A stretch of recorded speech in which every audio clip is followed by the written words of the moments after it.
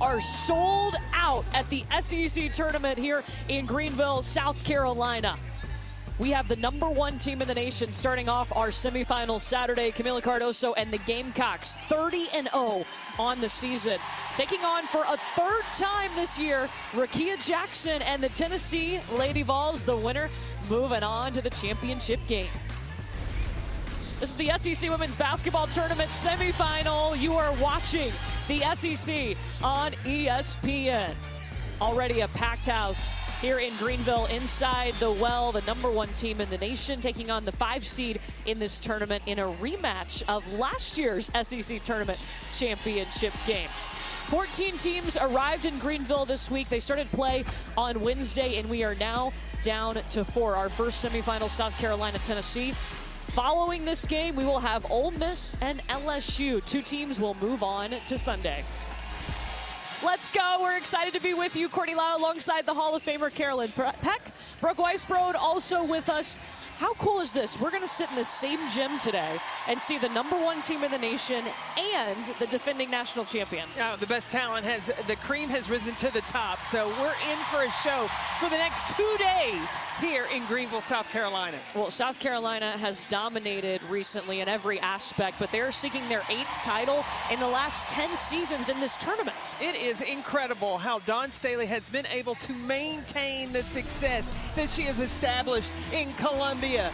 Look, this is the last undefeated team in Division I, men's or women's, across the country. The only team that has not lost a game. And statistics, top in Division I in points, field goal percentage, scoring margin, and what they get from their reserves. And then Dawn Staley and Camila Cardoso, they have risen to the top, being the best at coaching the game and defending for the Gamecocks. But Brooke, it has not been easy to face this Tennessee team in the previous 2 meetings. You have to deal with Rickea Jackson, who's averaging 24 points a game versus South Carolina. And not only is she one of the best players in the country, Courtney, she's also a true student of the game. I'll see a sports psychiatrist. It actually makes you look at the game a little bit differently. Just like the little things you don't even think about. When you're shooting a free throw, you're breathing, just calming yourself down, or just visualizing things before they happen. I feel like it helps me pick apart the defenders a little bit better. We always do breathing techniques, and I feel like it helps me a lot, especially a person having asthma. I've honestly just attacked every resource that I have. So in this SEC tournament, Tennessee has seen Sarah Puckett go off for 22 points. Jewel Spear have a perfect 6-for-6 night from 3. And oh yeah, don't forget they have that top 5 projected WNBA draft pick in 5th-year senior Rickea Jackson from Detroit. Jackson soaks up knowledge wherever she can, and she has the Lady Vols playing good basketball and getting sharper by the minute. And if you don't believe me, her mom, Karen Jackson, had a message for y'all. Yesterday morning, she posted, "You have to trust your star player." That's it. That's all. Absolutely. Listen to her mama. You got to trust her. Look, when you asked Dawn Staley about stopping Rickea Jackson, it's not easy. And Dawn Staley said, Rickea Jackson is not a player you can defend one-on-one. She has got to see multiple bodies when she gets the basketball. She needs to have to feel you defensively.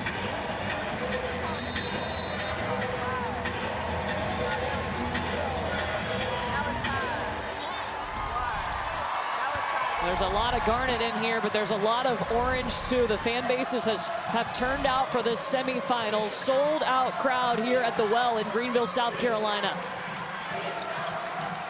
Sarah Puckett will let the 3 ball fly. Rebound by Bree Hall. And Tennessee's going to have to hit perimeter shots against this South Carolina defense. Kitts up and in for South Carolina. Key stat that I'm following today is rebounding. These are 2 of the better rebounding teams in the country. They're both top 3 in the SEC in that category in rebounds per game.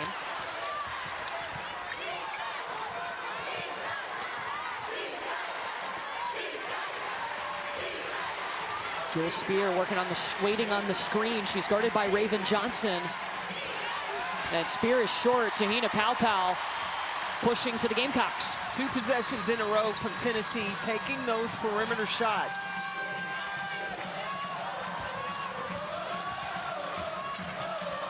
Inside to Camila Cardoso. Back to Kitts.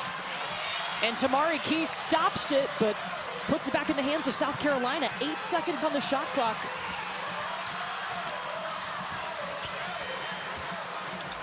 Bree Hall, pretty taken over the baseline.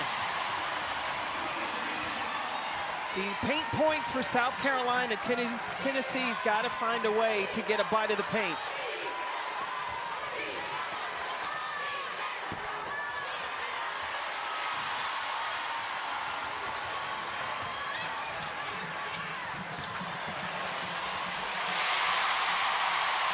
The party has already started here in Greenville, South Carolina. Our first semifinal in the SEC tournament. Courtney Lyle, Carolyn Peck, and Brooke Weisbrod with you. Tennessee and South Carolina, these two teams met in the championship game last year. And Rickea Jackson, definitely one to watch when Tennessee is on offense. She's projected as the #3 pick in the WNBA draft. She has an ability to manufacture points, a 3-level scorer. And when she gets to going downhill, she is tough to stop. This will stay with Tennessee. There's 0.9 on the shot clock. Tennessee needs to look for a tap. That's all they have time for.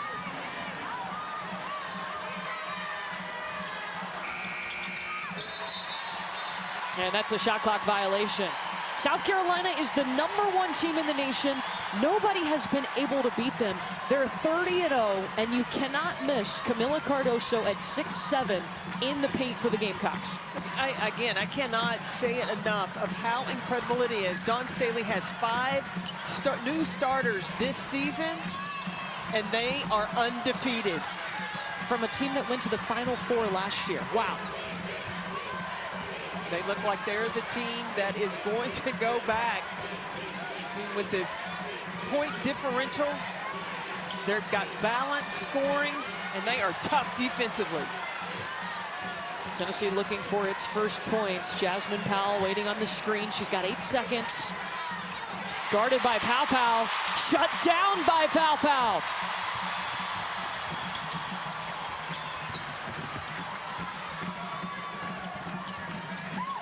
Got a mismatch with Powell on Kitts. Raven Johnson got her own rebound. They'll swing it around to Te-Hina. Pow Pow. Short. Second offensive opportunity.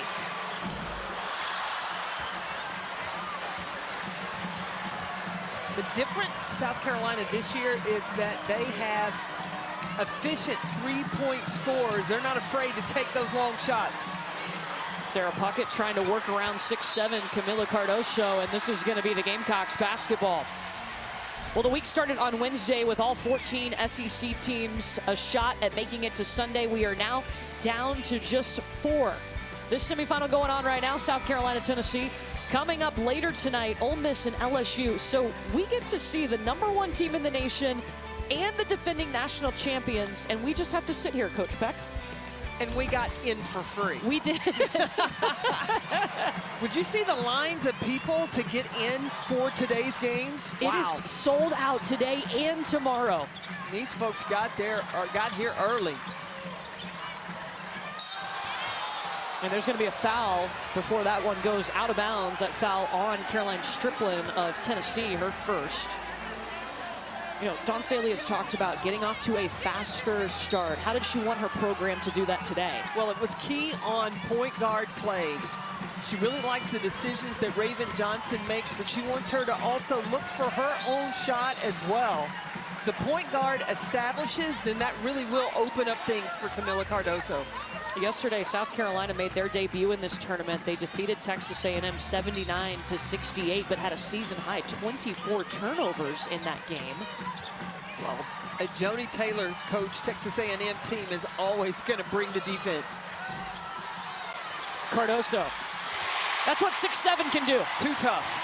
She's just too tough. And it is nice to watch and see how this young woman has progressed in coming into the starting lineup. Taking the place of a player like Aaliyah Boston, she has filled those shoes well. This will stay with Tennessee, who started this game 0 for 7. Now, the first 2 meetings between Tennessee and South Carolina, because this is the 3rd time that they've played this year, they were really close. In fact, in the first meeting, Tennessee led at the half, and then it was tied going into the third quarter, or the fourth quarter. In the last meeting, within 5 minutes left in the fourth quarter, it was a 3-point game. They made a run.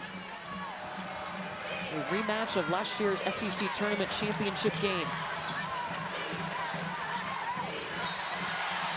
That's a turnover. Dawn Staley has to be pleased with the defensive intensity her Gamecocks have brought.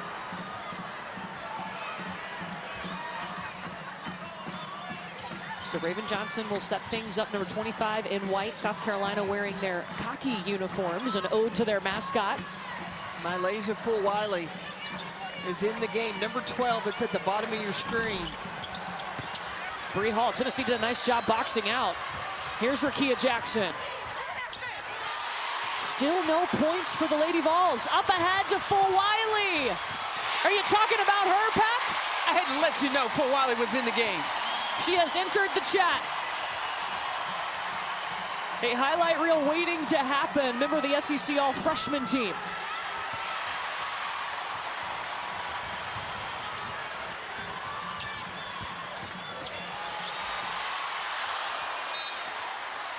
The dish to Watkins. Second opportunity gets her to the free throw line.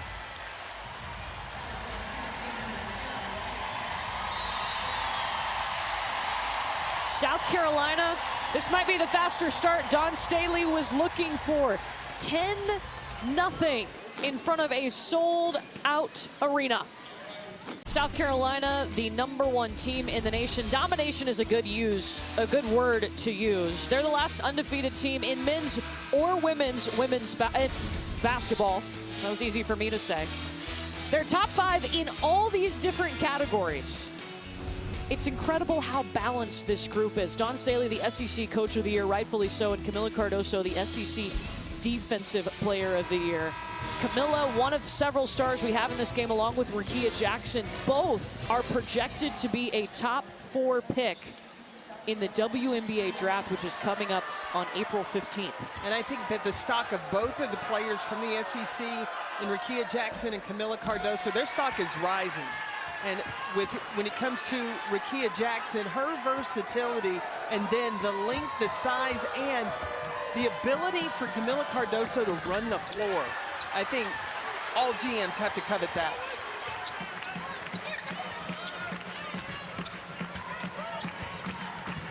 A 10-0 start for South Carolina. Dawn Staley was looking for a faster start, and she's got it here. When you're playing a team like South Carolina, I think if you wait until you're down 10, you may have waited a little too late. At the buzzer, Bree Hall, breezy. See, South Carolina's already got the momentum swinging their way, and they have hung on to it. Yeah, we were kind of surprised Tennessee didn't call a timeout. That was the media timeout that we took, but Brooke was able to listen in to that last Tennessee huddle. What was Kelly Harper talking about? Yes, Kelly Harper intense. She said, listen, how much fight do you have? This team is shoving it down our throats. They're getting inside the paint, doing whatever we want. So Kelly Harper infusing that energy Tennessee needs with the players beforehand, just trying to get defensive assignments together. It's an 0 for 10 start.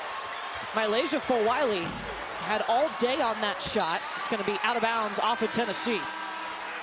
This team is cool, calm, and collected, even with the shot clock running down. Bree Hall with the 3. A player that has been patient in her development. She has trusted the process. She didn't go to the transfer portal when she wasn't playing as much, but she had people in front of her, and now look at her game. Look at her get on the floor for that ball. Possession arrow to the Gamecocks. Bree Hall is the example of a player that wants to earn what she gets, because Dawn Staley's not going to give you anything. She has stayed in the gym and worked.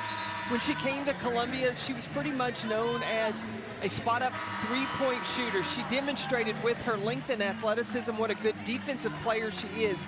Now she's added her ability to slash and drive to the basket. She's well-rounded. Te-Hina Pow. Jewel Spear, who's coming off 24 points, was 6 of 6 from behind the arc, an SEC record yesterday. That's number 0 in orange for Tennessee. First points for the Lady Vols at the 2:50 mark from Rickea Jackson. They started 0 for 10. And Rickea Jackson's first bucket is a three-point make. That's her 18th three of the season. Woo, high up off the window for Fulwiley. That young freshman can just make it happen as soon as she comes in. There's Spear, they've got to have that. Oh, if Spear stays hot like she was yesterday, 6 for 6 from the three-point line against Alabama. They had to stick her hand in a bucket of ice after that game. They got her a heating pad. They want her to stay hot.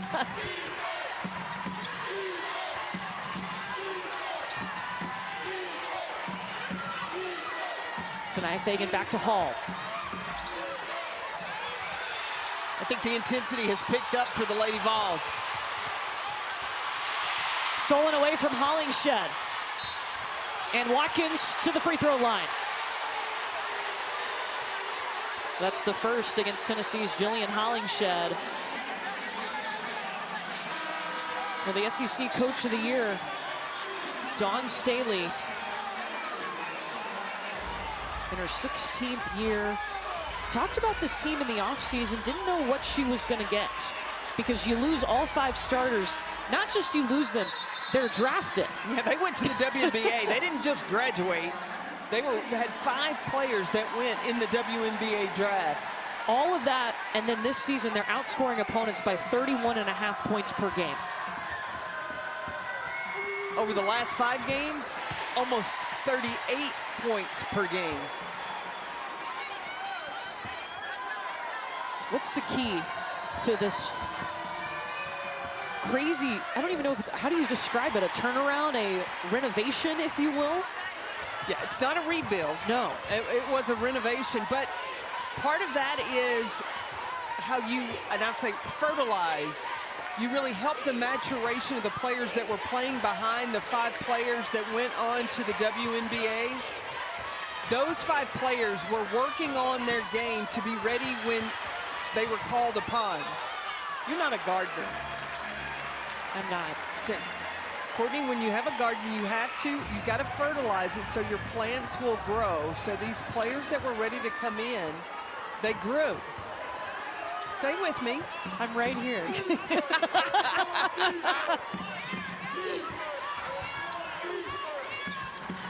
And Tessa Johnson is in the game. Number 5 that's at the bottom of your screen. Oh, she's one of those players that has really improved throughout this season. How good was she yesterday? Pow pow. Ooh, just missed. Kaya Wynn running the floor for the Lady Vols. And now Tessa Johnson has the responsibility to defend Rickea Jackson. You got to get number 2 in orange the basketball. There's going to be a foul on Ashlyn Watkins, her first. Now Tessa Johnson has Rickea Jackson and Sanaya Fagan, number 20 in white. She's helping off Sarah Puckett, or she was the last possession. To see how much help is brought to Rickea Jackson. They're going to bring 2 every time she touches it. Now, Dawn Staley does not want Rickea Jackson going one-on-one with anybody. Shots off the mark from Kaya Wynn, and last touch by Tennessee.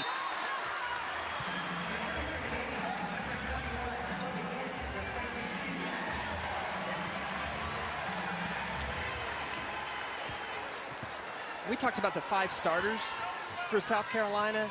Well, when Dawn Staley decides to sub in, she doesn't lose anything. She can go 10 deep. They average 33.3 points from their reserves. That is second in the nation. Sanaya Fagan at the elbow. That's what I'm talking about, the development. Sanaya Fagan didn't get a lot of minutes last year either, and she has had to work her way, and now she has found her confidence on both the offensive and defensive side of the ball. 3 seconds. This is a 2 from Rickea. South Carolina starts this game 13-0. They're now up 19-6. Brooke, we'll talk to Kelly Harper when we come back to Greenville.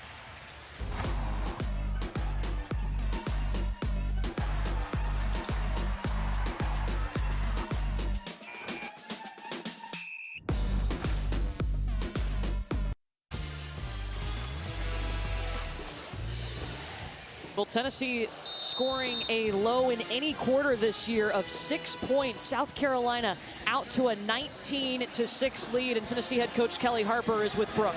Thank you, Coach. You wanted to see more toughness out of your team. What does that look like here in the second?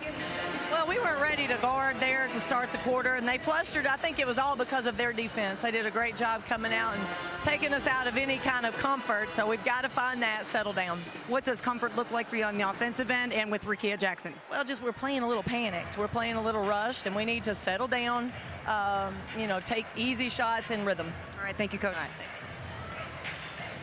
Rickea Jackson, 1 for 5 from the field. She's one of just 2 Tennessee players that have scored. Meanwhile, 7 Gamecocks scored in the first quarter. Everybody came for South Carolina ready to play. Kelly Harper said her team did not. And South Carolina's defense had a lot to do with that. Tennessee only shot 13% in that first quarter. That's going to be a foul on Tessa Johnson of South Carolina, her first.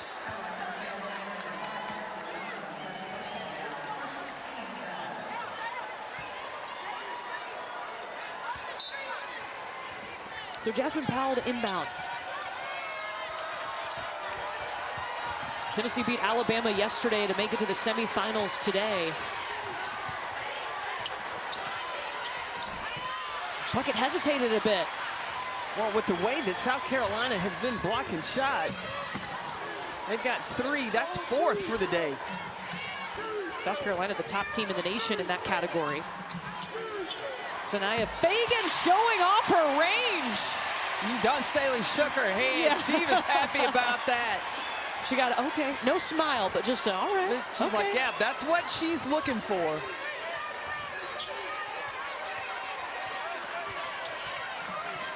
There's a battle inside with Hollingshed and Fagan. Hollingshed thought about the step out. She'll kick out to Spear instead. 7 seconds here for Tennessee to work.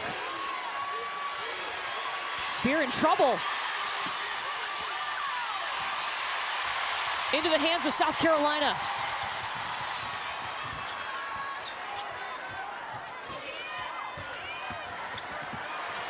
Tessa Johnson, okay, welcome to your first SEC tournament. She is right at home.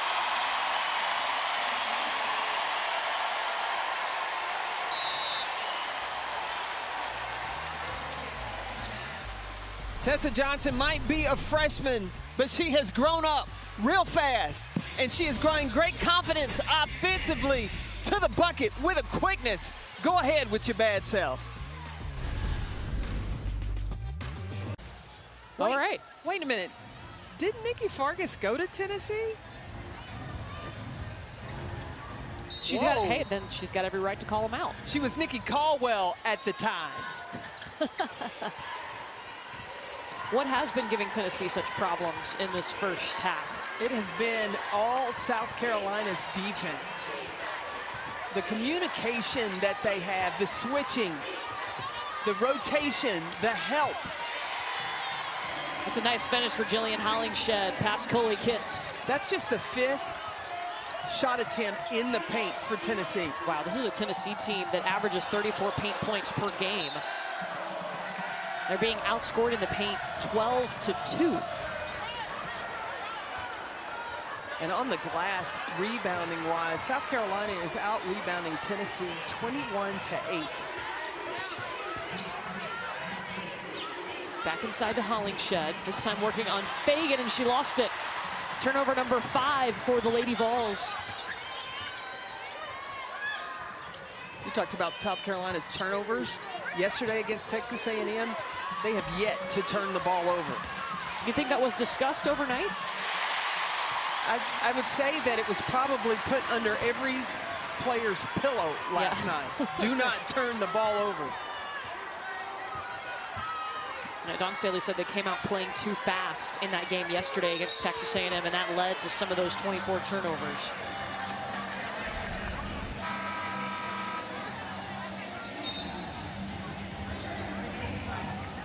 Watch Tessa Johnson. The guards are even getting into the act with the rebounding.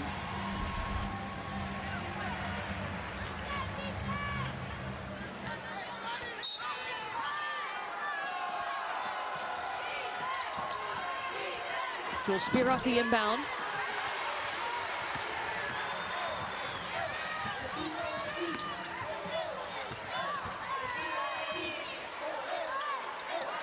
Raven inside to her best friend, Camila Cardoso. Up top to Bree Hall.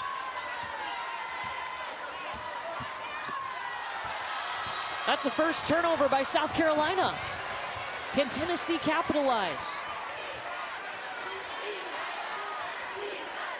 Tennessee just 8 points. South Carolina has had 8 different players score the basketball. And no points for Tennessee off that turnover. Raven, they wanted her to get going more in the paint. Dawn Staley said that Raven Johnson was the key to getting off to a good start. She wanted the point, offensive minded. She really likes Raven Johnson's instincts and her decision. That's an offensive foul on Rickea Jackson. Raven Johnson coming down the floor in transition, surveying, realizing no one picked her up, takes it to the left side with the right finish. Raven already 4 points, 5 rebounds, and an assist. She was a member of the SEC All-Freshman team last year. Remember her first season with the program, she came as the top point guard in the nation, but had a knee injury in November of her true freshman year that cost her that first season. Yeah, I was so excited to see her coming in. I know, you would not stop talking about it. I saw her play in high school. I mean, she is a spark plug, and then she had a great summer. She played on the FIBA AmeriCup team with Rickea Jackson and Jewel Spear, played against her best friend in Camila Cardoso.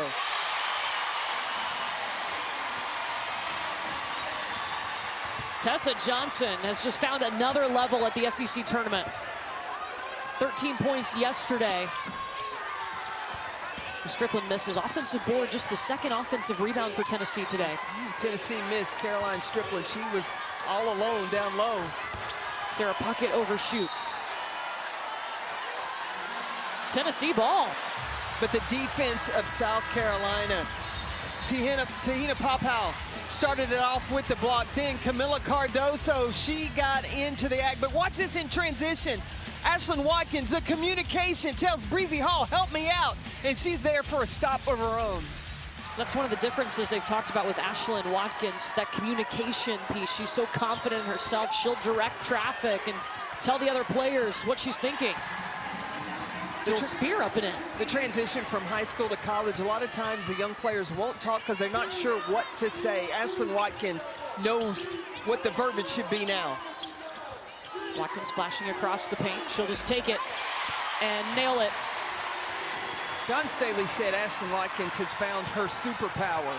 She knew she was going to be a great defender and a great rebounder. Now that offensive add to the game, woo! Look at there. There's the defense again. Yeah, I see the cape on the back of her jersey.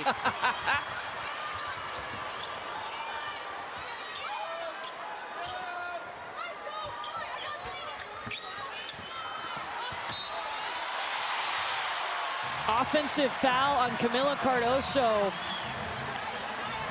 as Caroline Strickland steps up to take the charge. First on Cardoso. Look, Raven Johnson has no hesitation of giving the ball to Camille any opportunity that she can, but she's got to recognize where the rotation, the help defense is on the backside so that she protects her big girl.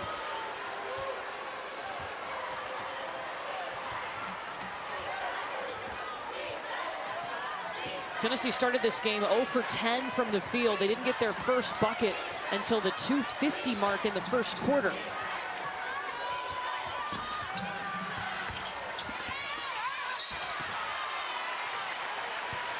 Watkins will not stop right now. She's going to get Jillian Hollingshed to commit her second foul.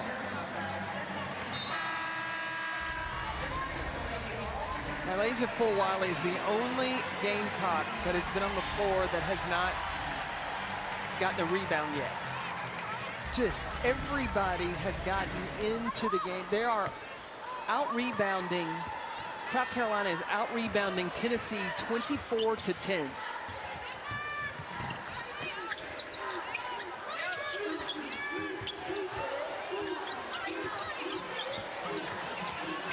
Floater from Fulwiley, short. Offensive rebound, too much. Tessa Johnson in the corner, no. But Ashlyn Watkins was flying around. She was trying to clean that up. Now Tennessee has Tamari Key back in the game. She gives them some size down low. Strickland was the one posting up to the free throw line. She goes. Now Strickland can bring some power, some muscle for Tennessee down on the block. Second foul on Ashlyn Watkins.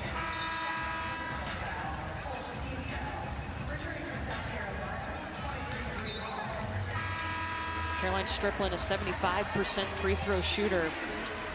Gives Tennessee some physicality, toughness down low. Strickland, Jackson, and Tamari Key in their last meeting got the South Carolina post players in some foul trouble. First one drops in. Well, the SEC men's basketball tournament early round games are over on the SEC Network and the ESPN app. Both first round games Wednesday starting at 7 Eastern. The 4 second round games will be Thursday. Quarterfinals on Friday. That's at Bridgestone Arena in Nashville. And the Tennessee Vols are the favorites going into the SEC tournament. They actually got a win over South Carolina to secure that SEC regular season title. Dalton connects pretty good.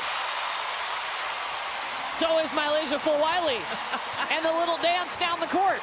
She is just fun to watch. Number 12 on defense right now.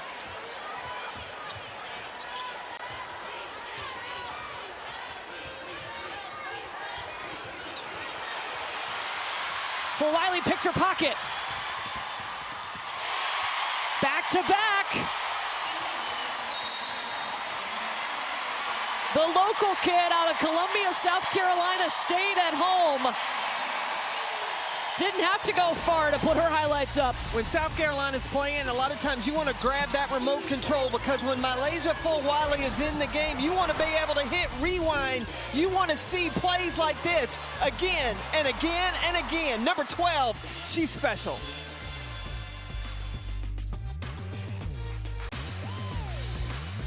Courtney Lyle, Carolyn Peck, and Brooke Weisbrod with you from the SEC tournament, our first semifinal of the day. Mylasia Fulwiley, what do you think it's like to coach a player like that? It's like a gift. It's like you have just received the treasure of all treasures, because she is special.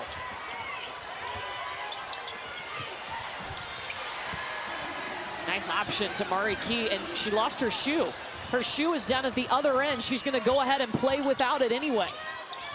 You got to give the ball to Camila Cardoso, and she gave it up. She doesn't realize it.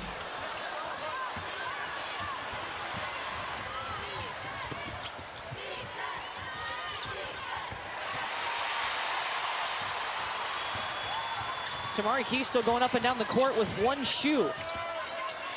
Fulwiley's in the corner, bottom of your screen. Pow. Misses.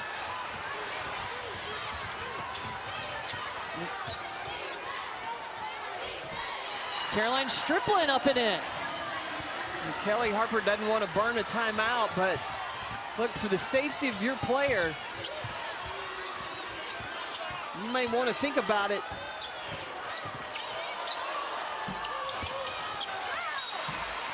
And finally, there is a whistle. And the shoe coming down the court for Tamari Key. Well, Tamari Key does not get distracted easily, as we can already see, losing the shoe. And what a fabulous story of resilience for Tamari Key. As we know, she's made her way through incredible journey through blood clots. Back here playing today, that's her mom, Tammy Brown, here in the stands, who was also a collegiate athlete. She played volleyball at Coastal Carolina. What? And she always had a message for her daughters, which was to stand tall. She said, hey, my mom actually wasn't tall, but I sure am. So I always taught my daughters to stand tall and be the best at whatever you do. So while Tamari was sitting out, she was in charge of private free throws for Tennessee players each week. So that was her dedicated effort. And guess what? The free throw percentages, they went up. Wow, I love how she stayed engaged. But yeah, can you imagine, I mean, figuring out 8 games into the season last year, you have blood clots in your lungs and play basketball. And for her to really stay committed and stay positive that she would be able to work her way back, to be on the floor. She had to get herself into game shape throughout this season. Kelly Harper's been very patient with Tamari, and it has paid off. And you have seen her game continue to elevate throughout this season. Even with only one shoe. And she didn't stop. Did not stop. No quit in TK. Got a flat tire, didn't matter. A two-man game with Rickea and Tamari could be very beneficial for the Lady Vols. Jasmine Powell fought for the offensive board. Just 3 points for Rickea Jackson, who is projected to be a top 3 pick in the WNBA draft. South Carolina has shut her down for now.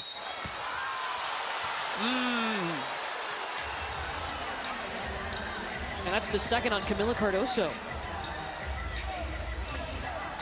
It just looked like Cardoso was standing there with her arms straight up. I didn't see a foul. She was straight up. The offense, I felt like Strickland initiated that contact. So Camila Cardoso is going to have to take a seat. 2 points, 3 rebounds. For most teams, you might think, oh, that's bad news. But Dawn Staley's got plenty to pull from. Sitting right there next to her. She's got options. And they've had experience playing without Camila. She has missed 4 games this year, 2 to play with her national team to try to qualify for the Olympics. And then they rested her for 2 games because there's a lot of travel involved with that. Well, Carmelo got rest, but other players got experience. Yes. They won all 4 of those games.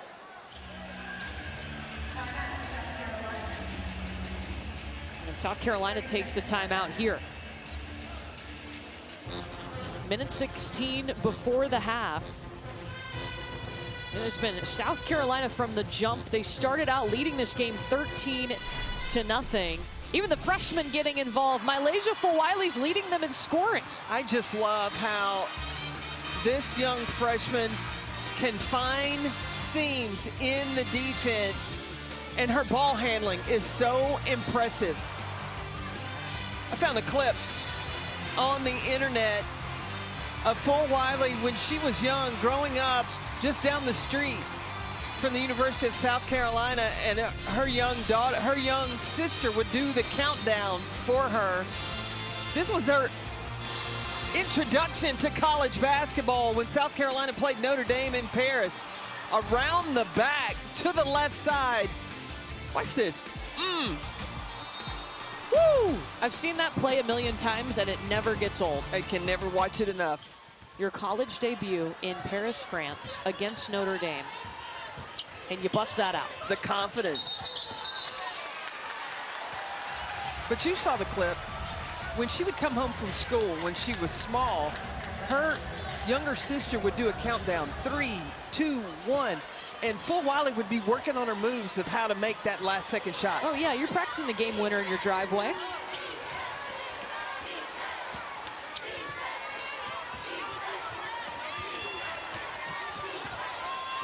Jewel Spear gives herself some room to hit the second 3 that she's hit. 8 points for Jewel. And Tennessee is 3 of 13 from the 3-point line. Shooting just 25% from the field today. Sakima Walker. And that's tipped by Spear.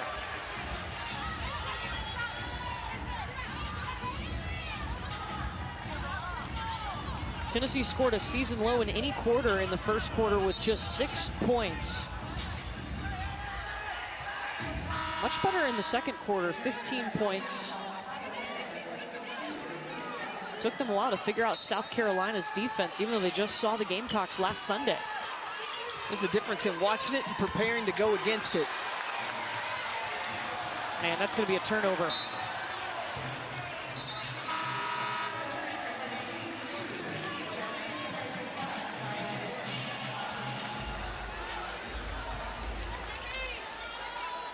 Tennessee wants to use all of this shot clock.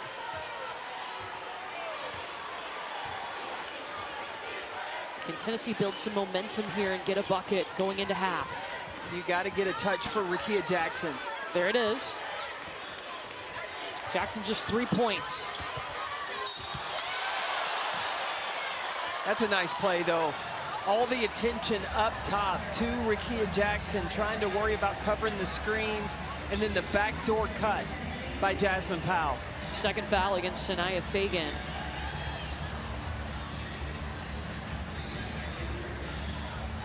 Rickea Jackson only 3 points in this first half. And she's 1 for 6 from the field. She's still impacted the game in other ways. 3 rebounds, 4 assists for Rickea. And I think that goes to Dawn Staley saying she was going to be bringing 2, seeing some extra bodies, so making her have to give the ball up. Both are good for Jasmine Powell. Avery Strickland checks back in for Tennessee. 5 seconds on the clock. Mylasia Fulwiley in for the Gamecocks. If there's anybody that can score with 5 seconds left on the clock, it is Mylasia Fulwiley. She's practicing that countdown.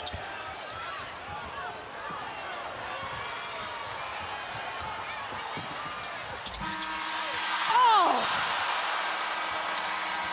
Rolled around the rim multiple times, but did not drop. I thought she was going to go coast to coast. The South Carolina reserves outscore Tennessee's team. 23 bench points for South Carolina, 23 points for Tennessee. She practiced the countdown. It went all the way around and then spin out. Mylasia Fulwiley. Mylasia Fulwiley standing by with Brooke. All right, Mylasia, that was an incredible move. I know you wanted to finish on that. What was the key to the good start today for you guys? I think it's really just us coming out with a bang, making sure we hit first, we step first. I feel like we did a great job with that today, and that's why the score is the way it is right now. Tennessee with a bit of a response here. What did you feel from them? We felt just aggressiveness. There's always aggressive when we play them, so we expected them to be aggressive, but I feel like today we told ourselves we were going to be the more aggressive team and make the more right plays today. All right, Alyssa, excuse me, Mylasia, thank you so much. Alyssa, we will send it over to you on the set.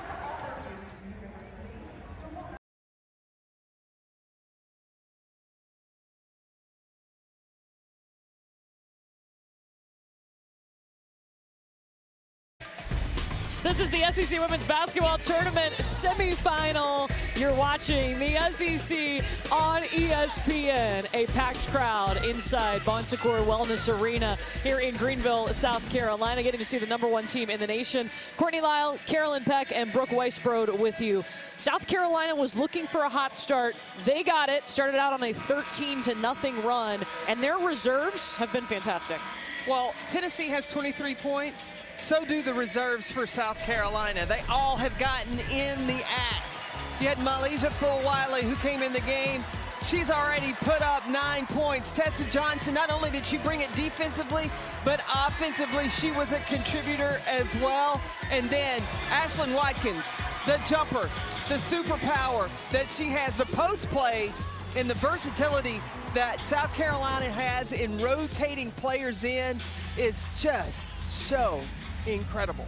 South Carolina outscored Tennessee in the paint 22-8. Now the Lady Vols did grab some momentum. They ended the half on an 11-1 run. They were even with South Carolina in the second quarter after being held to a season low in any quarter of 6 points. Kelly Harper told Brooke Weisbrod that they didn't really seem ready for the aggressive defense that South Carolina brought. They settled in that second quarter. Now, can the Lady Vols turn it up as they start this second half? Chloe Kitts, patience paying off. South Carolina played 10 players in the first half, 8 of them scored. Now Bree Hall has the responsibility of checking Rickea Jackson. She only had 3 points in the first half. I'm sure that was an emphasis. Get Rickea the basketball. And I gotta believe that Tennessee is gonna try to put Camilla Cardoso in ball screen action, make her have to come out and defend, and if she doesn't, be ready to shoot the ball. And Camilla has to be careful. She does have 2 fouls. That's gonna be a turnover.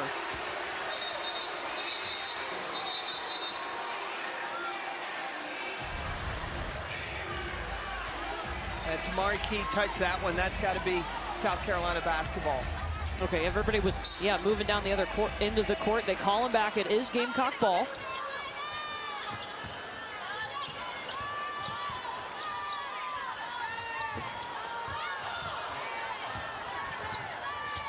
6 seconds here.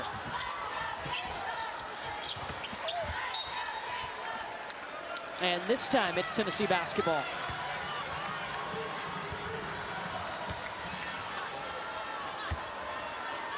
Winner of this game gets either Ole Miss or LSU in the championship tomorrow. That second semifinal will be about 25 minutes after we finish this one.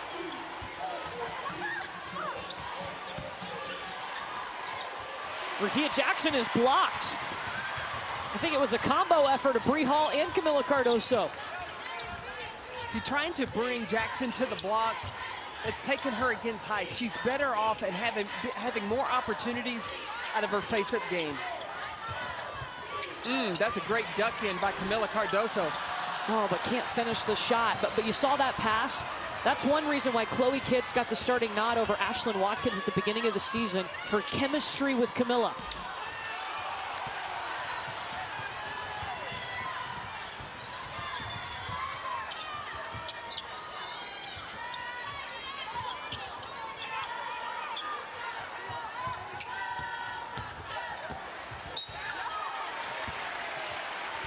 Bree Hall, free throws coming.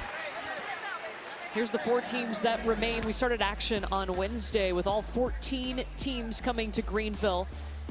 Our championship tomorrow at 3 Eastern on ESPN. We get to see the #1 team in the nation and the defending national champions. LSU will be in our next game, and the big question mark, will we see Angel Reese, because she rolled her ankle yesterday in that quarterfinal game.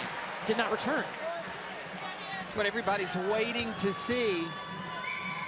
She's dressed. She's got the leg sleeve on.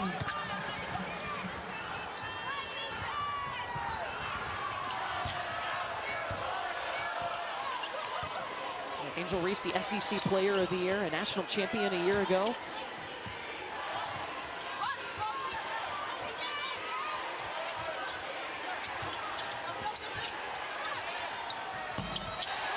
Rickea Jackson for 3.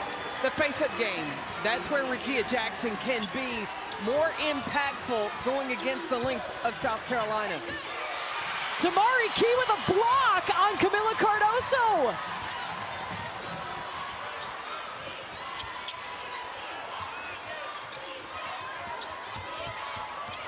Jewel Spear weaving.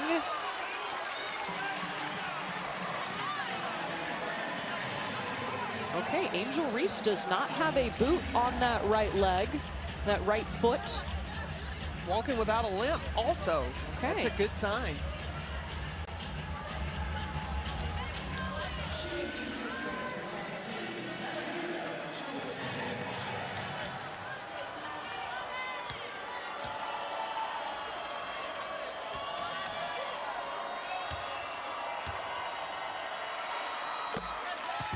Spear up and in. She's got 9 points. Jewel Spear, 3 seasons at Wake Forest, was a 2-time All-ACC selection before transferring to Tennessee. Tennessee's cut this to 9. They have trailed by as many as 23. Remember, the first 2 meetings, very close between these two, and the second one, the most recent one, coming last Sunday. Raven Johnson in the corner. Just the second 3 of the day for South Carolina. They are second in the nation in 3-point percentage. They're just letting Rickea Jackson cook, as you should. But again, face up away from the basket. Instead of her back to the basket, she has more options when she's got the ball out around the perimeter. And Dawn Staley has moved Raven Johnson off the point. Te-Hina Pau running the point now. She's the creator, and when the defense collapses in, asking Johnson to be the shooter now for South Carolina.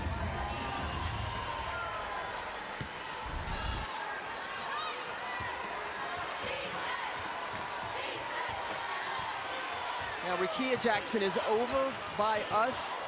Again, see if they put her in ball screen action with Camila Cardoso. The other side to a waiting Puckett. First points for Sarah Puckett.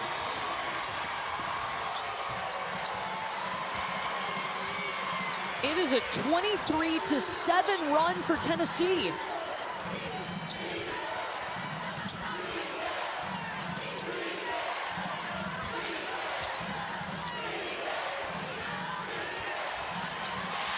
Cardoso battling for position. Solid duck in by Camilla.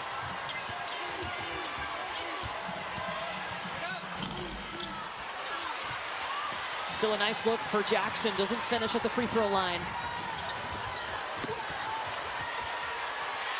Kitts the other way. Chloe Kitts, from how she played last year to this year, major improvement. Got in the weight room, stronger, and brings that tenacity. And Jewel Spear is fouled by Raven Johnson. That'll be 3 free throws coming when we come back. Tennessee has adjusted how they're attacking South Carolina defensively. They're putting Camilla Cardoso in ball screen, and all the defense is going to shift to one side. What does that do? That leaves Sarah Puckett wide open on the backside. The Lady Vols have settled in to their offense.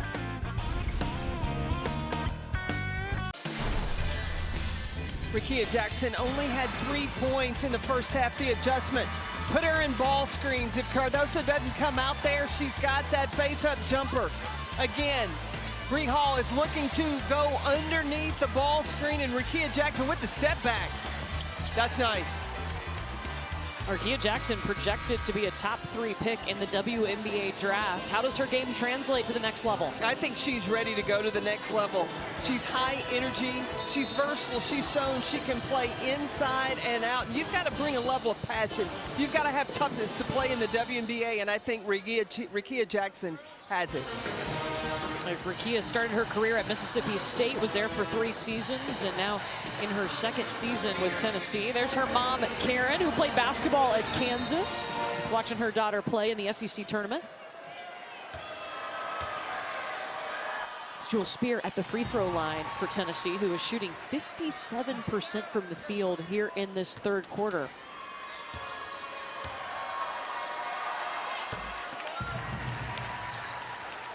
Guys, you mentioned Rickea Jackson and her mom, Karen. I love the post that she put out yesterday, 8:45 in the morning. She said, you have to trust your star player.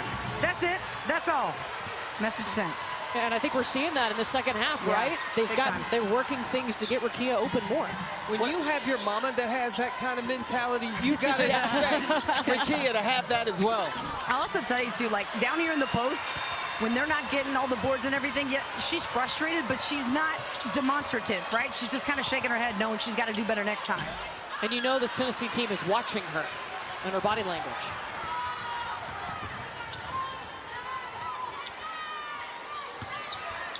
Cardoso trying on key. She'll kick out to Hall.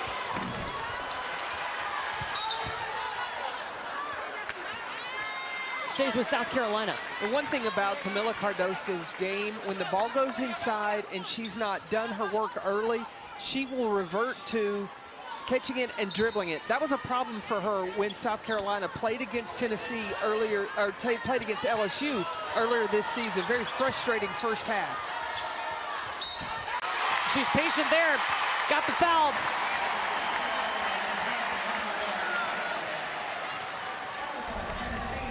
Second on Tamari Key. But what I want to see Camilla Cardoso do is get down in a stance so that she can catch a leading pass, especially when teams defend her one-on-one, so she can just catch it, turn, and go score it. Camilla Cardoso, originally from Brazil, moved here at the age of 15. Ashlyn Watkins snuck in there to get that offensive board off the free throw. Watkins now with 6 points. South Carolina 16 second chance points. That's over their season average. They average 15.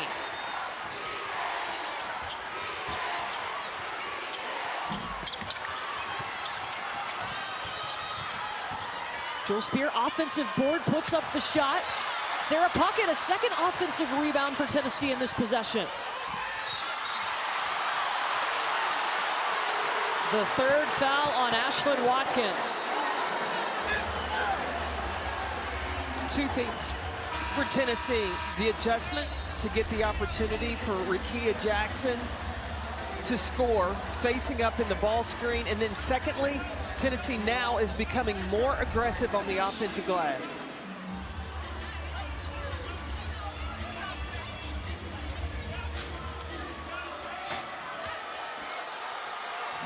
Tamari Key misses the first.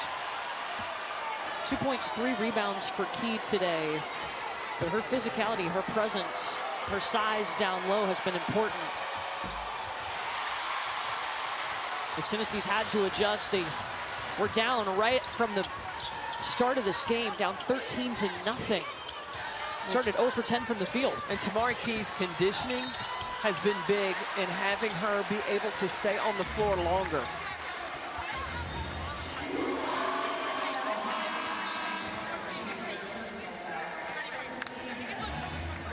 Third against Tamari Key.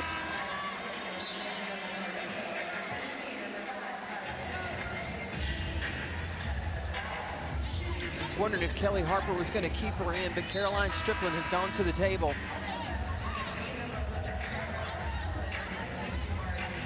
And so Key will take a seat. Now South Carolina with this lineup on ball screens with Rickea Jackson, they can just switch it. So guards don't have to rely on the help of a Camila Cardoso, because Fagan and Watkins, they can defend away from the basket.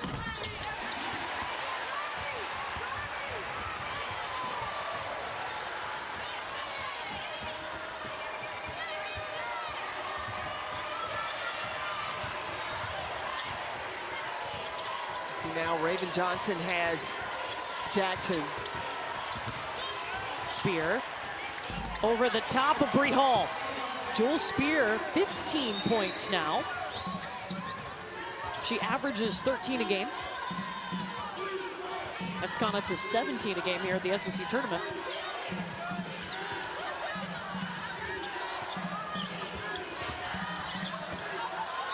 Looks like Tennessee has switched up to a little bit of a zone with this lineup. Out of bounds off of Ashlyn Watkins' foot. It'll be Tennessee basketball.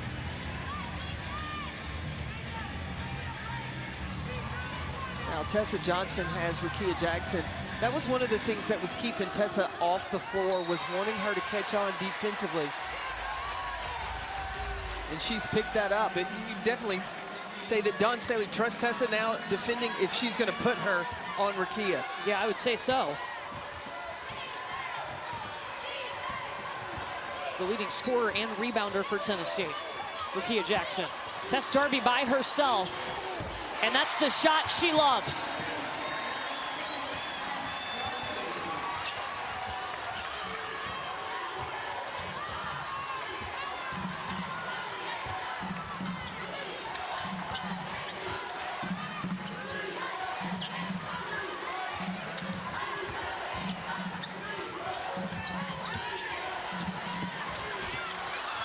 Tessa Johnson short on the layup. Tess Darby came into this game because she is a three-point shooter. And so keep an eye on where Rickea Jackson in and where all the defense is worried about. Everybody gets in the paint. That leaves Darby wide open to knock down the three. And Tess Darby, 5th in Tennessee history in career three-pointers made, just added to it. And she was 0 for 4 against Bama. Fulwiley with the steal, with the bucket. Up to 11 for Mylasia Fulwiley. The Gamecock in double figures.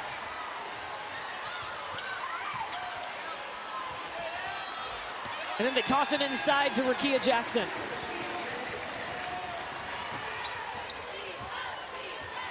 With Spear and Darby on the floor at the same time, they can pull the defense away from the basket and allow Rickea Jackson to cook inside. Turnaround from Fagan. Woo, let's go. That was sweet.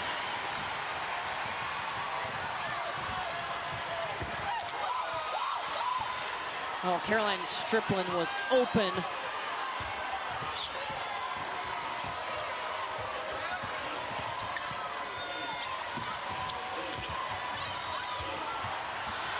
Turnover.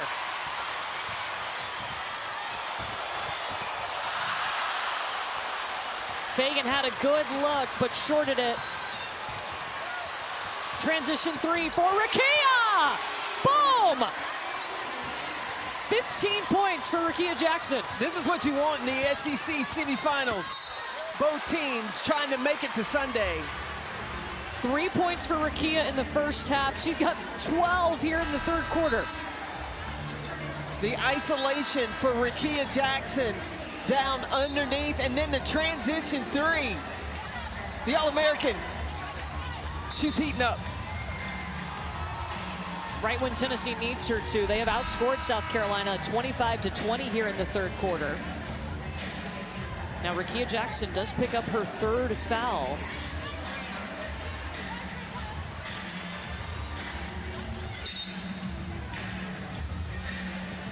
So she takes a seat for Tennessee, and that changes things. I think only to rest her through the end of this quarter. I'm sure we'll see her back real early in the fourth.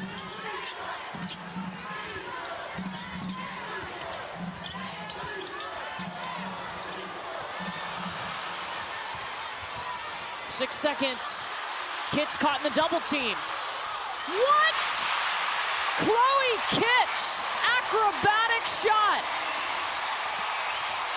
How did that just happen?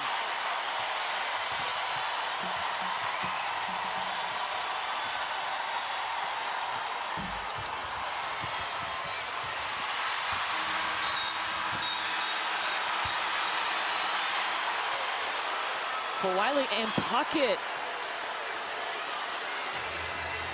hit the deck.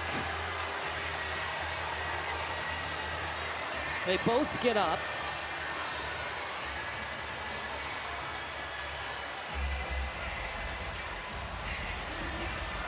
I think the officials got to go review, see if that foul was called before time expired.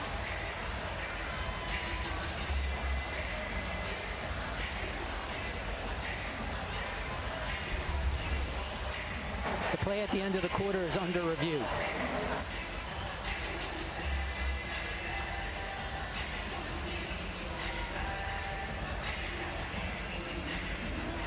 I think time had expired before the foul. Yeah, I think so too.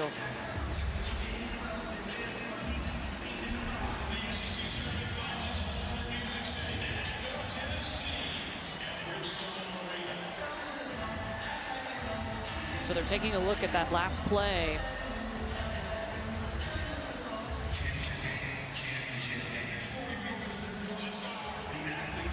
I think that the clocks hit all zeros before that foul was committed. Yeah, we'll see if they see what we saw. Right now, South Carolina with a 10-point lead. They came out in this game and held Tennessee scoreless until the 2:50 mark in the first quarter. But Tennessee has gone even with them second and third quarters.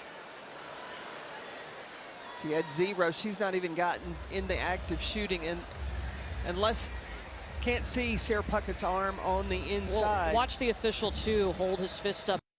Foul. It was well after the clock had already hit zeros. I would agree.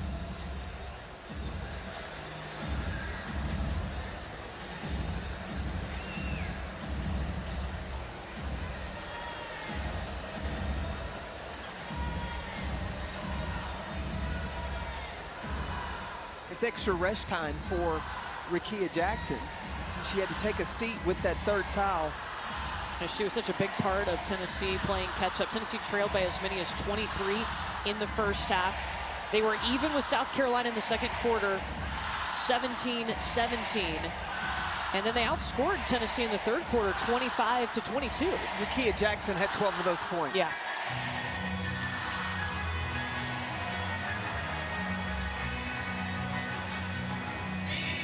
Again, they're still looking at this last play before the quarter ended.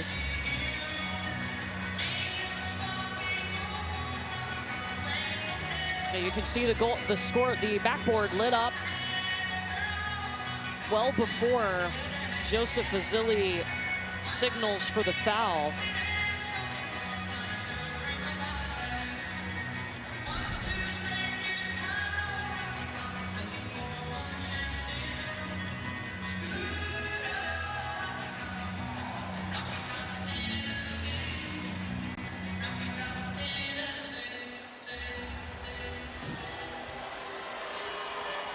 And this is taking a really long time.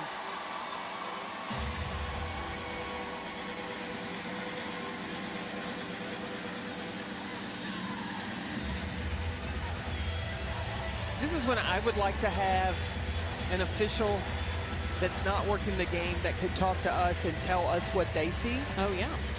I think that, you know, that would help the folks at home. Like, I know they trust us, but we're not officials. Yeah. So.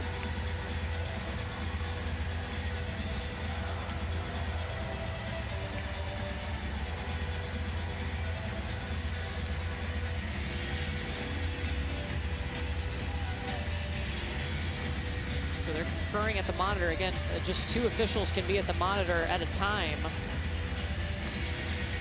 As they're looking at this last play.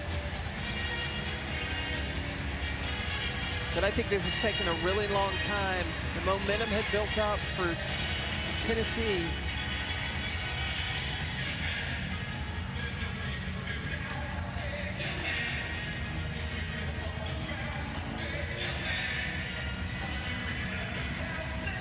So again, we're being told, and you heard Joseph Vasili say it on the microphone, that they're looking at to see if the foul occurred before the clock expired, and from the looks that we have, the foul was after the clock expired.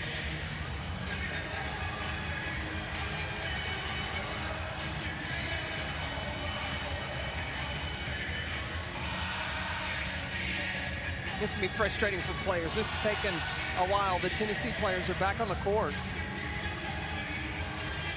They'll still have to take the media break at the end of the 3rd quarter. Yeah, they'll have to go back to the bench.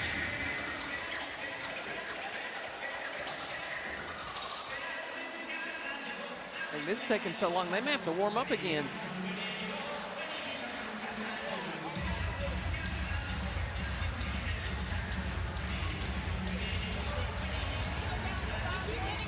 Look, I will say the atmosphere for the semifinal has been a lot of fun. A sold-out arena. We're sold out here today and tomorrow for our championship game, which will be at 3 Eastern on ESPN. They were lined up early to get in. And both fan bases, Tennessee fans, South Carolina fans, they have been here for days. We have seen Garnet and we have seen Orange and White in the stands since we started play on Wednesday. We've seen them in the stands. We've seen them out downtown Greenville, South Carolina. This has been a great hosted event. And I think that a lot of fans enjoy coming here for the SEC tournament. Greenville, the city of Greenville does a great job. Don't forget, our second semifinal will be 25 minutes after we finish this game. And it's LSU and Ole Miss. And there was a lot of suspense. Will Angel Reese be able to play? We saw her walk in, no boot, no limp.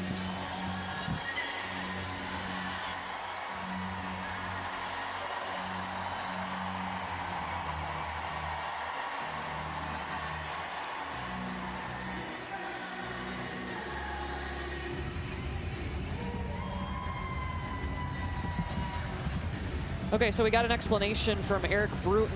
The foul occurred before, what they're seeing is the foul occurred before the clock hit zeros. She was not in the act of shooting.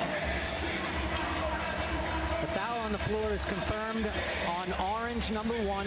There'll be 2 free throws for White, 12, with 0.1 on the game clock. That's the 15th foul, 2 shots. Yeah, so not a shooting foul, but it is the 15th foul, and that puts South Carolina in the bonus, so that's why they will get 2 shots, and Sarah Puckett was whistled for that foul. Said South Carolina shoot 2, then we'll go to the break and can finally get the 4th quarter started. We haven't started yet? I have.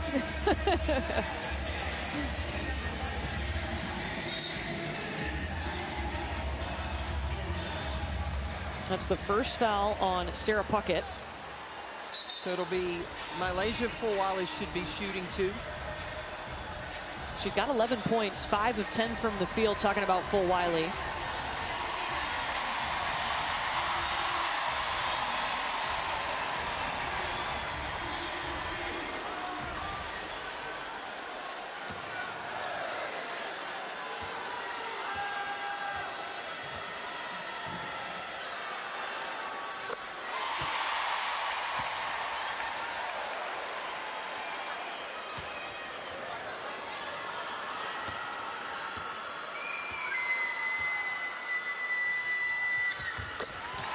And even after a long pause, Mylasia Fulwiley ready to hit 2 free throws. That is officially the end of the third quarter. When we come back, Brooke will catch up with South Carolina head coach Dawn Staley. Well, moments ago, Brooke caught up with South Carolina head coach Dawn Staley. Coach, an extended timeout to get the call correct. How did you spend that time with your team? I mean, just get us back. I mean, Tennessee's on the run. They're a really good basketball team. They're picking our defense apart, but we're making them go deep into their offense, which we want. They're just banging shots. Mylasia Fulwiley hit those 2 free throws. She's got 13 points. What's been your assessment of your freshman so far in her first SEC tournament? I like them. They're being aggressive. You know, they're unpredictable, but they're being aggressive. We know what they're doing, so if we know what they're doing, we can react to what they're doing. So they're going to start this fourth quarter. We'll see how they do. We got our starters some rest, so you know it's going to be a beautiful thing for us to be able to utilize our depth. Thanks, Coach. One of the things that Dawn Staley likes about Mylasia Fulwiley is as long as she's playing aggressive, she's going to make mistakes. But as a young player, she wants her to go fast and then let Dawn coach her. And that's why Fulwiley has such confidence to go out on the floor and do what she does. She's shooting 50% from the field. Meanwhile, Tennessee much improved in the second half. The third quarter shot 53% from the field compared to just 25% in the opening 20 minutes. That first quarter was really the biggest problem for Tennessee. I think just preparing for the intensity, and they should have been familiar with it because they'd already played Tennessee 2 times in the regular season. But in that second quarter, the Lady Vols started to settle in, and coming out of the locker room at halftime, now they're ready to compete. Tennessee was held to a season low in any quarter of 6 points to start this game.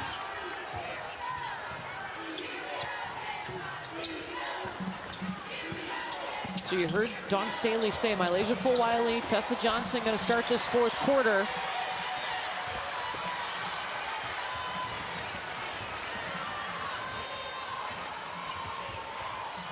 Rickea Jackson playing with 4 fouls. You got to get her off the block. Let her face up. That's when she was getting things going. Just 3 fouls for Rickea. I'm sorry, 3 fouls. Fourth quarter. Yes.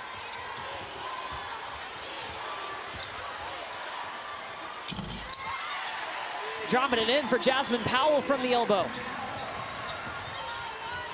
And Tennessee's biggest focus has got to be putting back-to-back stops together. Spear tipped it, 15 seconds on the shot clock.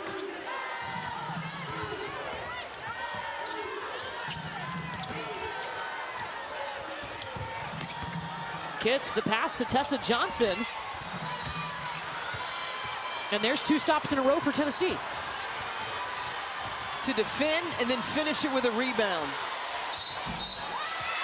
Puckett's got 3 shots coming. And top it off with getting an opportunity to score on the offensive end.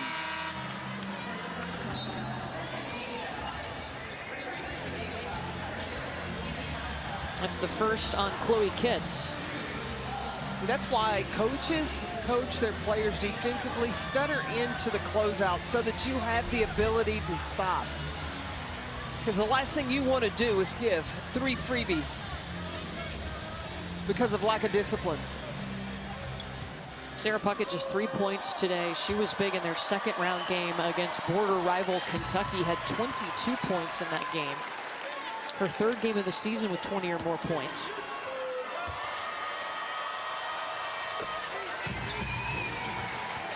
Yeah, that Kentucky game, Sarah Puckett was 8 for 12 from the floor, 4 for 6 from the 3-point line.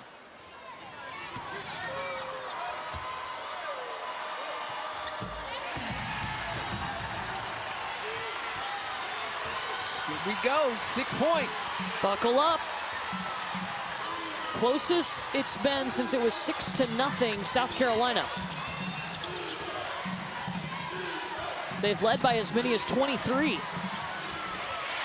Smooth from Cardoso. That's the early work I'm talking about. I wanted to see from the 6'7" center for the Gamecocks. She has 8.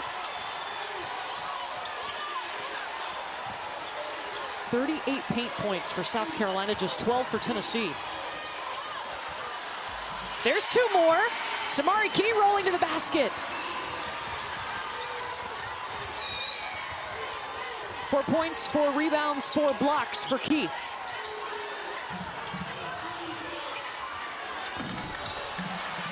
Hall left it short.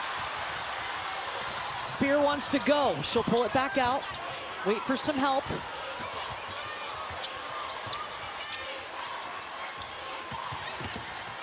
Puckett the kick to Powell. Top of the key, no for Rickea.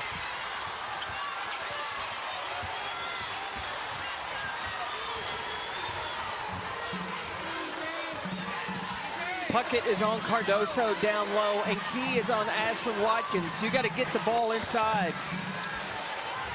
That's a foul on Sarah Puckett. South Carolina wanted to adjust the ball screen defense on Rickea Jackson. So now when Cardoso commits, it's Tamari Key that's the benefactor on the roll. Tennessee has outscored South Carolina here early in this 4th quarter, 8-2.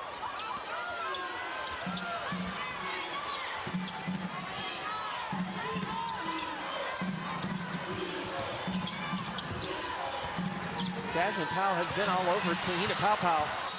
Yeah, Powell has not scored. Tennessee basketball.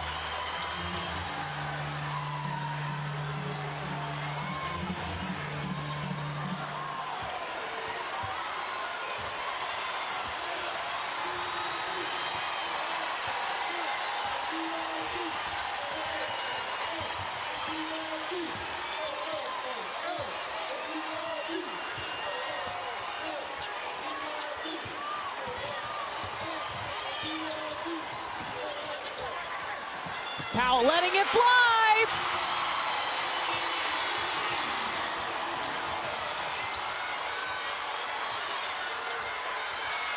Here come the Lady Vols.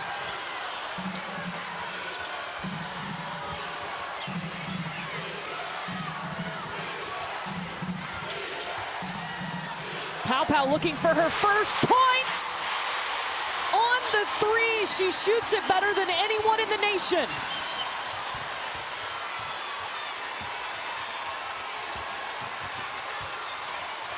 See the double team on Rickea Jackson.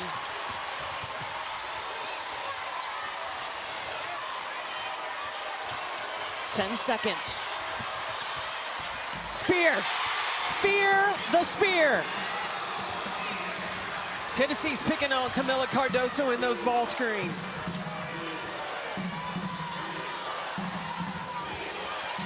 Four-point game.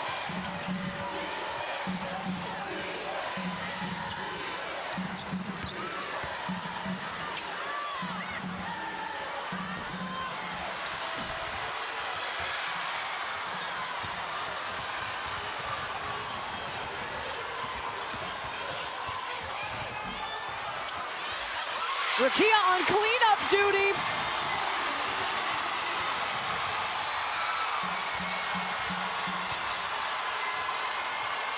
Five minutes to go, we got a 2-point game. And the Big Orange faithful on their feet in Greenville. South Carolina's got to take a timeout.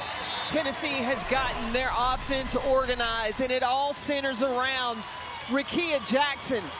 Focused on her on the ball screen. Jasmine Powell knocking down the 3. Jackson has been huge, and Powell has contributed. The Lady Vols on a roll.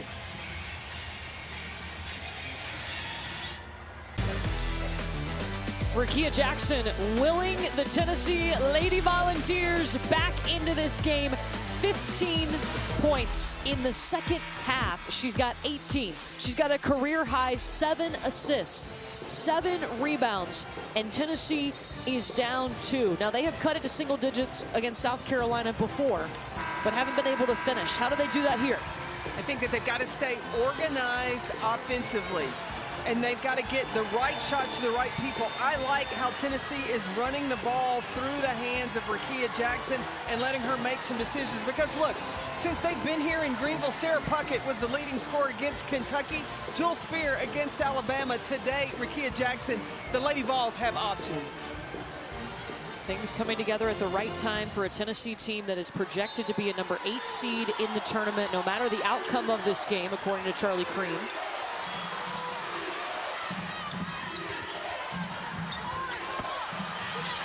South Carolina only has 5 points here in the fourth quarter. Yeah, their offense, it's been a little chaotic. They just have not been as organized in their execution as Tennessee has been.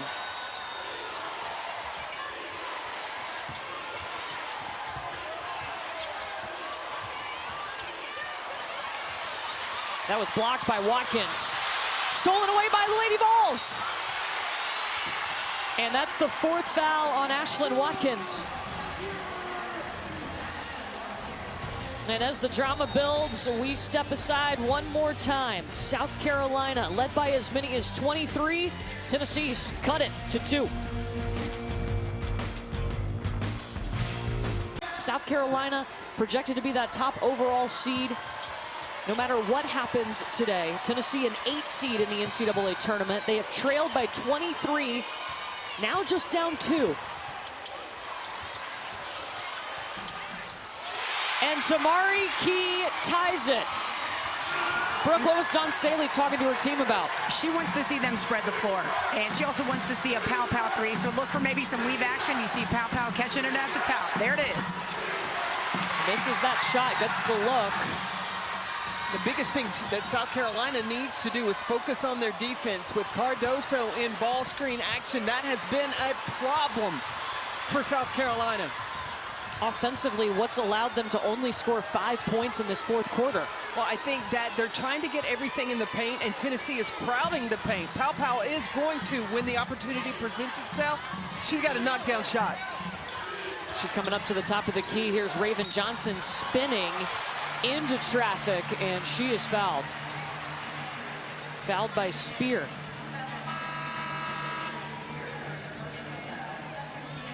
$23 points is the largest comeback all-time in Tennessee history. They did that in 2009 against Rutgers.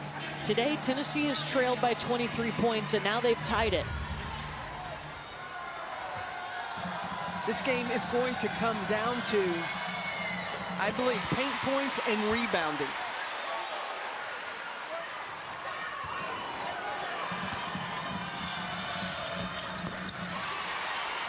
Both are good for Raven Johnson. Winner to the championship tomorrow to face either Ole Miss or LSU.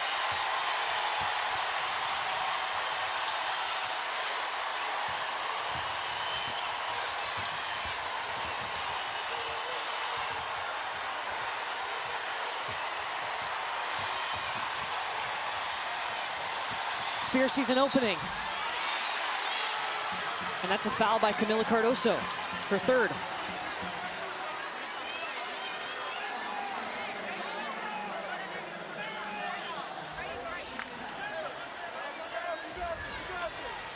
See, Cardoso in the game, she's the main target of Tennessee. So they are running a lot of dribble drive action. They're trying to get mismatches with the defense shifting, so they drive. They know Cardoso is going to rotate over, and they're trying to attack 6-7. And more times than not, they get right there to the free throw line where we find Jewel Spear. We are all tied up. Let's go. 3 minutes to go to decide who goes to our championship game. Nobody in the nation has been able to beat South Carolina. Can Tennessee do it?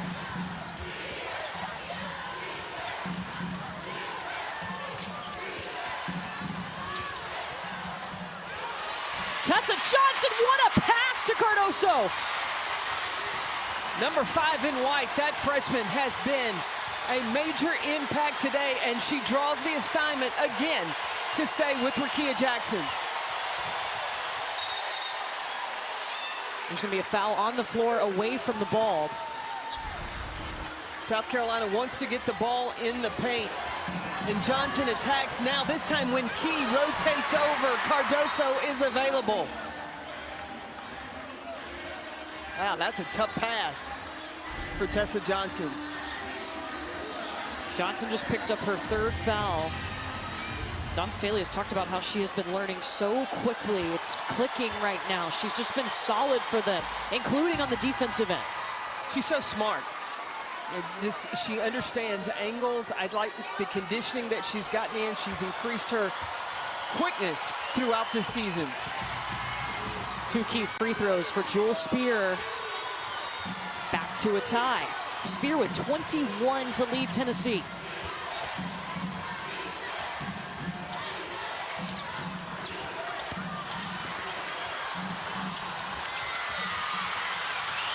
See, rebounding is going to be so key in deciding this game.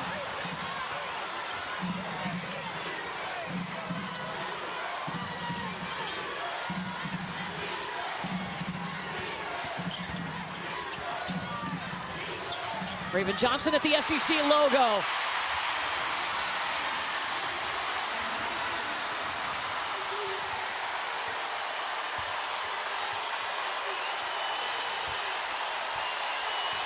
They got to play through Rickea Jackson. That's now 17 points in the 2nd half for Rickea. Paint and rebounding.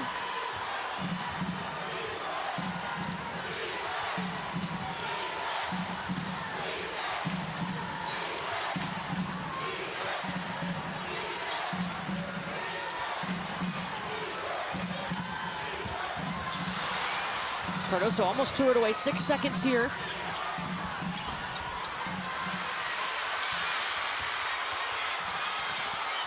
Gonna scramble for the ball on the floor.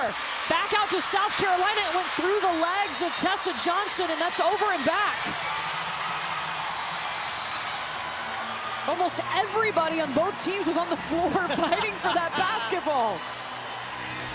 You don't think these teams, each team wants to be playing tomorrow.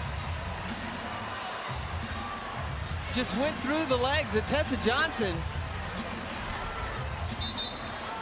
We are under a minute to go with a tie ball game. And now Tennessee, they can look to attack the basket. They are in the bonus. South Carolina is not. Tennessee still has 2 fouls to give.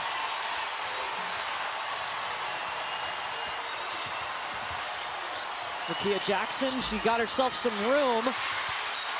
Tamari Key almost had it. It stays with Tennessee.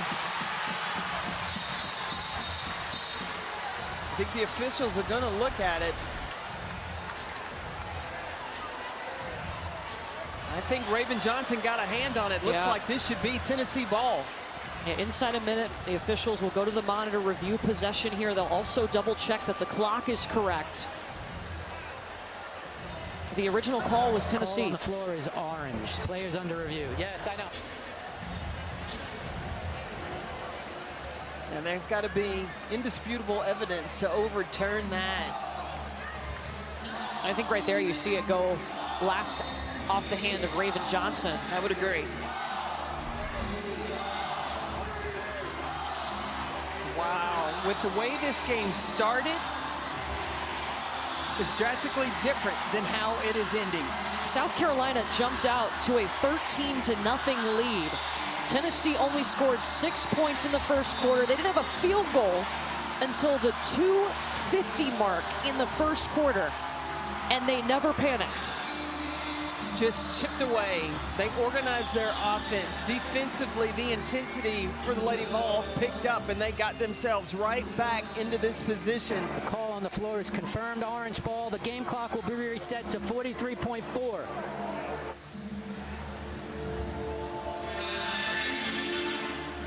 So here we go. South Carolina is 30-0 on the season. They have won 36 straight games against SEC opponents.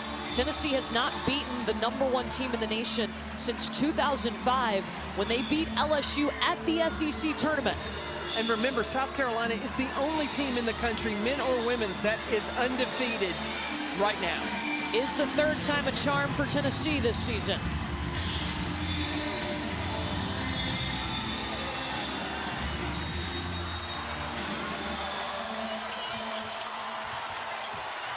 That's good defense. They gotta get it in.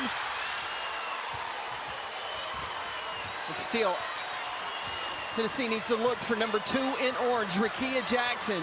At the top of your screen. 6 seconds. Backdoor cut for Rickea. Shot clock did not reset. Second chance goes. Tennessee with its first lead. And South Carolina will call timeout. Rickea Jackson's mama's loving it.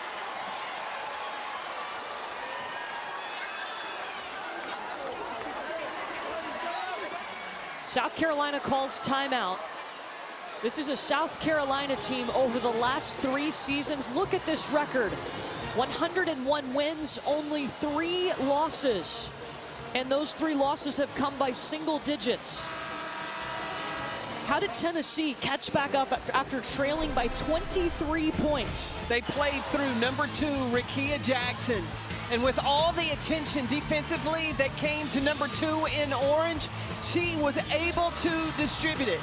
She's not just a shooter, not just a scorer, but she is a baller that can create shots, and that's how the Lady Vols got in this. And I had said, rebounding will decide a lot about this game. Who will win it? Rickea Jackson with the offensive rebound. You know what? She gets it from her mama. Her mom, Karen, feeling all of it. Jackson has scored the last 4 points to tie and take the lead for Tennessee. But here's South Carolina's chance, down by 2. Now, and Tennessee still has 2 fouls to give. They just don't need to foul South Carolina in the act. Watkins looking for help. No basket. Dawn Staley calls it timeout. That will be the final timeout for South Carolina. 11.5 seconds on the clock.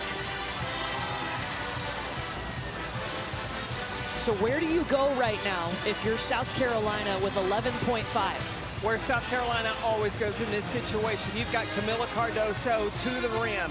She has the opportunity to score 2 and tie it up, and the possibility of getting fouled. She'll be going against Tamari King. If the lane is clogged up, then you're going to have 3 out on the outside. Now for Tennessee, Tennessee still has 2 fouls to give.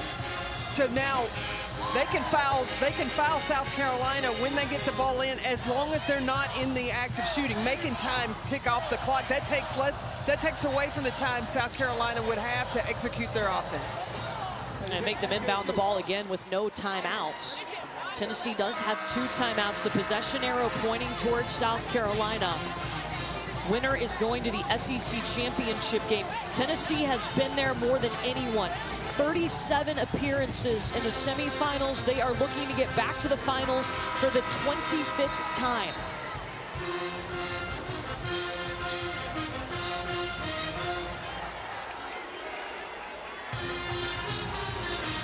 As of recently, though, it's been South Carolina that has dominated this tournament. 8 of the last 11 seasons, 7 of the last 9 tournaments, they have won SEC titles. The most important thing South Carolina's got to do is get the ball in. They have no timeouts.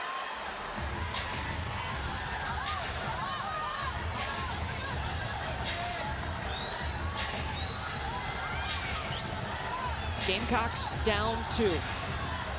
Raven Johnson will inbound.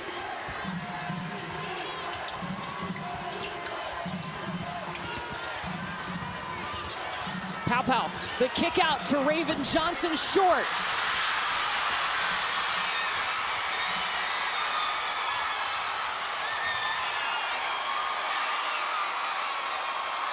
Tennessee can feel it.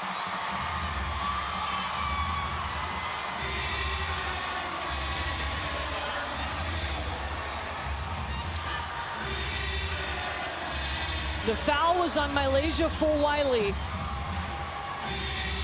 And Tennessee is in the bonus.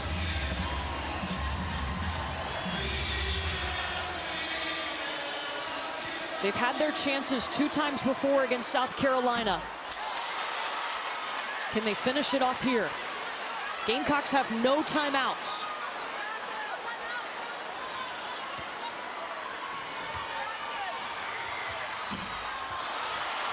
.7, Fulwiley. She's fouled by Spear, no shot. Fulwiley tried to get in the act of shooting, but that foul was on the floor. That was a smart play by Jewel Spear. So South Carolina will have to inbound again. They don't have a timeout. Dawn Staley is trying to quickly talk to her team with 1.1. And Tennessee still has one foul to give, but they don't need to foul.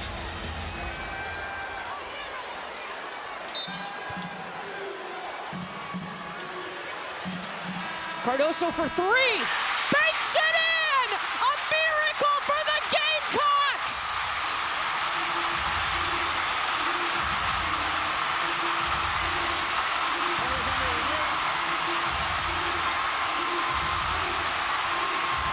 No bigger shot for Camila Cardoso, her first three of the season! And South Carolina avoids the upset.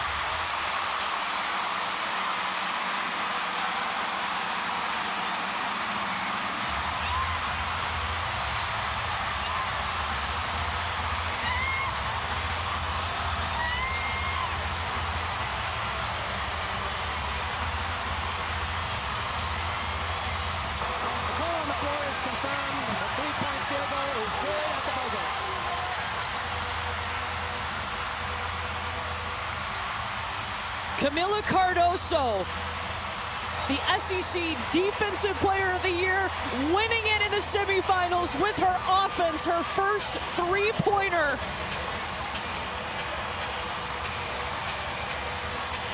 The last person that you would expect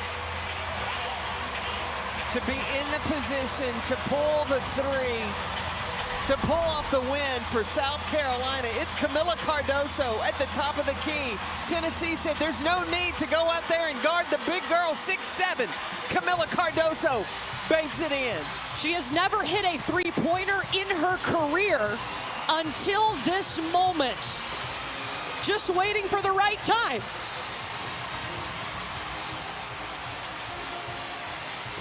Wow.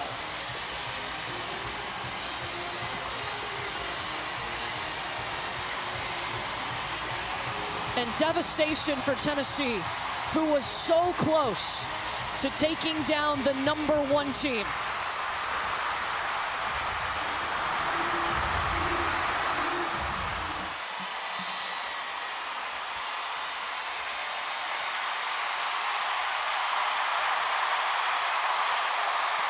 .7 can shoot the three, too. Camila Cardoso is with Brooke. Thank you, Courtney. I don't even know if you can hear me. I'm going to try to scream loud. That was the first three this season you hit. Happened to be a game winner as well. Take us through that play. Who was that drawn up for? Well, Coach wanted me to get the ball in the top of the key and hit it to foul. And then she taught me to shoot it. And I was like, okay. I practiced them in practice, so I just stepped back and shot it. You shot it pretty well, too. It goes in. Tell us what you're feeling right now. I'm very happy. I feel like my teammates needed me. I didn't have the best game that I could have. I think I was off all night, so I'm just happy that I made the shot and I'm able to take them to the finals. I mean, you missed time this season as well. You guys also started this game on fire, but you faced a very feisty Tennessee team. What did that feel like as they were starting to make their comeback? We knew Tennessee was going to fight for 40 minutes. We played them for the third time now. It's not easy to beat somebody for 3 times in a row. So we knew they were going to come here and put them on fight, so we just try to stay composed, execute that game plan, and do what we do. When your teammates surrounded you, just gave you all that love, how much energy does that help give this team going into the finals tomorrow? A lot, man. I feel like we have a lot of love for each other. We support each other. We want to see each other succeed no matter what. So it just means a lot. Well, congratulations. Incredible shot for you, and we'll see you tomorrow. Thank you. Her first career three-pointer. And Gamecock Nation with a sigh of relief. I'm speechless. And to think about, Camila Cardoso hit that three, the game winner, and have her mother and her sister here. Wow. They are here visiting from Brazil. Camila Cardoso leaving her home country at the age of 15 to play basketball. Maybe for moments like this, where she helps her team stay undefeated and move on to the SEC Tournament Championship game.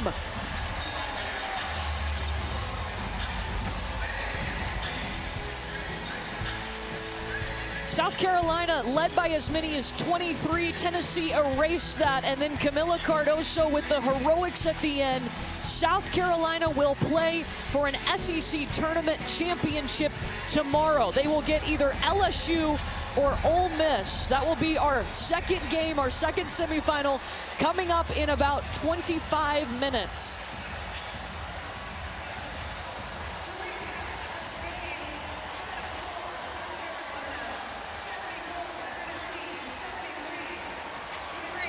Tennessee battled back throughout the second, third, and fourth quarters, and South Carolina did not panic with 1.1 on the clock. Peck? And you practice these situations, and like Camila said, she's practiced those, and to see it be successful, man, is that a momentum builder going into the championship game tomorrow. It's what you want in your first semifinal. Drama, drama, drama, but South Carolina is undefeated still, 31-0. We will see them on Sunday, Alyssa.